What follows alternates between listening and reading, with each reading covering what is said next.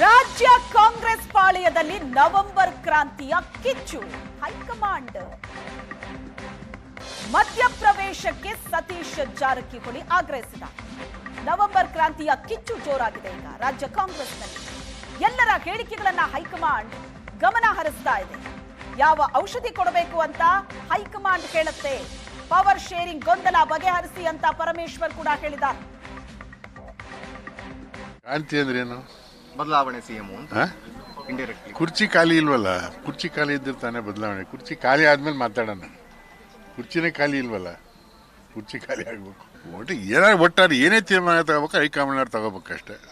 ಏನೋ ಮುಖ್ಯಮಂತ್ರಿಯಾಗಿ ಸಿದ್ದರಾಮಯ್ಯ ಮುಂದುವರಿಬೇಕು ನಮ್ಮೆಲ್ಲರ ಅಭಿಲಾಷೆ.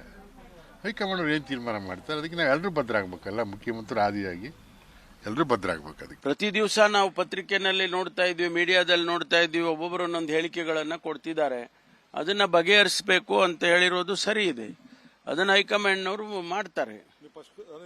ಹೈಕಮಾಂಡ್ನವ್ರ ಗಮನಕ್ಕೆ ಇವೆಲ್ಲ ಹೈಕಮಾಂಡ್ನವ್ರ ಗಮನಕ್ಕೆ ಹೋಗುತ್ತೆ. ಅದನ್ನ ಅವರು ಯಾವ ಸಂದರ್ಭದಲ್ಲಿ ಯಾವ ಔಷಧಿ ಕೊಡಬೇಕು ಅಂತ ಹೇಳಿ ಅವ್ರಿಗೆ ಗೊತ್ತಿದೆ, ಮಾಡ್ತಾರೆ. ನಾನು ಕೂಡ ಹೇಳ್ತೇನೆ ಗೊಂದಲ ಬಗೆಹರಿಸಿ ಅಂತ.